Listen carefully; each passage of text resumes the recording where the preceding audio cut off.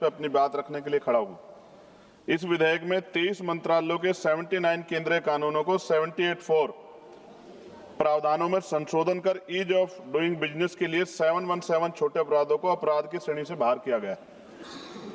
भारत में सभापति जी धारणा है कि अमीर लोग कानून का मजाक बनाते हैं और गरीब कानून की चक्की में पिसता है। आज आपके पास सरकार पे मौका था कि आप इस धारणा को बदलते, लेकिन आपने इसको और पुख्ता कर दिया। मैं स्पष्ट करना चाहता हूं कि हम सुधारों के विरोध में नहीं है, लेकिन हम ऐसे किसी सुधार का विरोध अवश्य करते हैं जो जवाबदेही को कमजोर करता है और कानून के डर को खत्म करे और समाज में असमानता बढ़ाए। आज सरकार जन विश्वास की बात करे, लेकिन मुझे डर है कि ये जन विश्वास केवल विशेष वर्ग का विश्वास बन के न रह जाए। महोदया, सरकार इस विधेयक को छोटे अपराधों खत्म करने वाला बताती है, लेकिन जब हम इसके प्रावधानों को ध्यान से देखते हैं तो एक बड़ा सवाल खड़ा होता है कि क्या हम वास्तव में सुधार कर रहे हैं, नियमों को ढीला कर रहे हैं। महोदया, राष्ट्रीय न्यायिक डेटा ग्रिड के अनुसार देश में आज 4.7 करोड़ से अधिक मामले अदालतों में लंबित हैं। यह सही है कि हमें न्याय प्रणाली को सरल बनाना चाहिए, लेकिन इसका समाधान यह नहीं हो सकता कि हम अपराध को अपराध ही ना माने। महोदया, आपके माध्यम से मंत्री से पूछना चाहता हूं, क्या सरकार ये मानती है कानून को कमजोर करना ही न्याय सुधार का रास्ता है? यह परिवर्तन तंत्र कमजोर है तो उसे मजबूत करना चाहिए, ना कि कानूनों को कमजोर करके समस्या को छुपाया जाए। महोदया, इस विधेयक में कई जगह जेल की सजा हटाकर केवल जुर्माना कर दिया गया, और मैं जब ये पढ़ रहा था तो ये भगत सिंह जी की जेल डायरी भी मुझे आज, मैं 2 दिन से इस पर कोशिश कर रहा था कि इसको जानूं।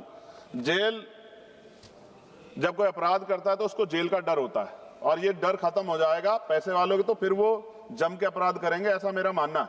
सभापति जी, भारत की टॉप 500 कंपनियों का कुल टर्नओवर लाखों करोड़ रुपए में, ऐसे में कुछ लाख या कुछ करोड़ का जुर्माना उनके लिए सजा नहीं बल्कि कास्ट ऑफ डूइंग बिजनेस बन जाता है। महोदया, हमारे देश में असमानता लगातार बढ़ रही है। ऑक्सफाम की रिपोर्ट के अनुसार भारत की टॉप 1% आबादी के पास देश के लगभग 40% संपत्ति है, जबकि नीचे के 50% के पास बहुत ही सीमित संसाधन है। ऐसे में यदि सजा केवल जुर्माना रह जाए तो गरीब के लिए यह सजा होगी, अमीर के लिए सुविधा बन जाएगी। महोदया, मैं आपके माध्यम से मंत्री से पूछना चाहता हूं कि इस विधेयक में समान कानून की जो भावना है को लेकर जो प्रावधान किया गया है, जब आप इसका उत्तर दे तो मेरे प्रश्न का सवाल जरूर दे कि समान कानून की भावना कहां गई। महोदय, जिन कानूनों में संशोधन किया जा रहा है उनमें कई ऐसे हैं जो सीधे तौर पे पर्यावरण और श्रमिकों के अधिकारों से जुड़े हुए हैं। भारत में हर साल लगभग 16 लाख से अधिक लोगों की मृत्यु वायु प्रदूषण से जुड़ी बताई जाती है। एनसीआरबी के अनुसार हर साल हजारों श्रमिक कार्यस्थल दुर्घटनाओं के शिकार होते हैं। ऐसे में यदि इन क्षेत्रों में सख्ती कम की गई जाती है तो इसका सीधा असर आम नागरिकों और मजदूर वर्ग पे पड़ेगा। क्या सरकार यह स्पष्ट करेगी कि पर्यावरण उल्लंघन अब केवल जुर्माने से निपटाए जाने वाला अपराध बन जाएंगे? महोदय, सरकार कहती है कि भारत 2014 के 142वें स्थान से और 2020 में 63वें स्थान तक पर पहुंचा।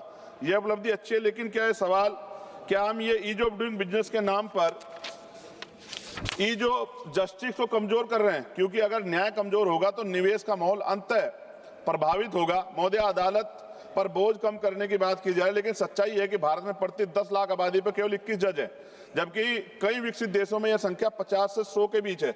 अमेरिका में प्रति 10 लाख लोगों पर 150 न्यायाधीश, यूरोप में ये औसत 220 से अधिक है। भारत में आज भी न्यायपालिका में सर्वोच्च न्यायालय, उच्च न्यायालय और जिला अदालतों में 5600 से अधिक पद खाली पड़े हैं।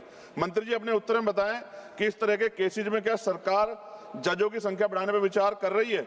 महोदय, विश्वास नाम बदलने से नहीं बल्कि व्यवस्था से आता है। जब कानून का डर खत्म होगा तो विश्वास नहीं, अविश्वास पैदा होगा। विश्वास कानून में मजबूती से आता है, ना कि उसकी कमजोरी से। महोदय, मैं माननीय मंत्री से अपने जवाब में वो बताएं मुझे, क्या सरकार ने कोई अध्ययन किया है कि इस विधेयक के बाद नियम उल्लंघन बढ़ेंगे या नहीं? क्या बड़े कॉर्पोरेट के लिए जुर्माना कास्ट ऑफ बिजनेस बन जाने का खतरा नहीं है? क्या सरकार ये गारंटी देती है कि पर्यावरण और श्रमिक कानूनों में सख्ती कम नहीं होगी? महोदया, विपक्ष केवल आलोचना नहीं करता, मेरे को सुझाव भी है, समाधान भी है। बार बार उल्लंघन करने वालों पर सख्त दंड, जुर्माने को टर्नओवर पर आधारित किया जाए, पर्यावरण और श्रमिक कानूनों में सख्ती बरकरार रखी जाए और न्यायपालिकाओं में जजों की संख्या बढ़ाई जाए। महोदय, यह विधेयक एक महत्वपूर्ण विषय को छूता है, लेकिन इसकी दिशा और प्रभाव को लेकर गंभीर चिंताएं हैं। आप कानून का डर खत्म करके विश्वास नहीं बना सकते। विश्वास तभी बनेगा जब यह न्याय सभी के लिए समान होगा। और अंत में केवल मैं इतना ही कहना चाहता हूं, कानून अगर कमजोर होगा तो व्यवस्था डगमगाएगी और व्यवस्था डगमगाएगी तो जनता का विश्वास टूटेगा। मैं इस विधेयक का विरोध करता हूं, लेकिन मंत्री जी को मैं ये कहना चाहता हूं, अगर वो हमारे सुझाव पे काम करेंगे तो ये अंत है। जैसे बाबा साहब ने कहा था कि संविधान कितना भी अच्छा क्यों ना हो, चलाने वाले हाथ अच्छे नहीं होंगे, उनकी नीयत अच्छी नहीं होगी, उनकी नीति अच्छी नहीं होगी, तो अंततः संविधान बुरा साबित होगा। और संविधान कितना भी अच्छा, कितना कैसा भी क्यों ना हो, अगर चलाने वाले हाथ अच्छे होंगे, उनकी नीति अच्छी होगी, उनकी नीयत अच्छी होगी, तो अंततः संविधान अच्छा साबित होगा। अगर सुझाव को माना जाएगा तो इसका प्रभाव जनता के मन में आवश्यक रूप से इस बात के साथ जाएगा कि उनका हित जो है, कानून की जो समान कानून की भावना वो खत्म नहीं होगी। लेकिन अभी जो अमीरों को जिस तरह छूट दी जा रही है, तो बड़े बड़े जो कॉर्पोरेट सेक्टर हैं, वो तो अगर उनके यहाँ कोई इस तरह की अपराध हो भी जाएगा तो उनको तो कोई फर्क ही नहीं पड़ेगा। तो इससे क्या कानून, मजदूरों के अधिकार, गरीबों के अधिकार बच पाएंगे? अब जैसे हमारे सम्मान साथी कह रहे थे सभापति महोदय की जो ड्रग्स है, नकली जो दवाइयाँ, मैं खत्म करूंगा सभापति जी, जो नकली दवाइयाँ हैं आप महसूस करके देखिए, सिर्फ चंद पैसों के लिए मिलावट हो रही है, जहर बेचा जा रहा है चंद पैसों के लिए, सिर्फ अपना व्यापार बढ़ाने के लिए। क्या इससे गरीबों की जिंदगी खतरा नहीं होगा? क्या सरकार इस तरफ सोच रही है? तो मेरा आपसे आग्रह है कि सरकार इस पर सोचे, और आपने मुझे अवसर दिया, धन्यवाद। जय भीम।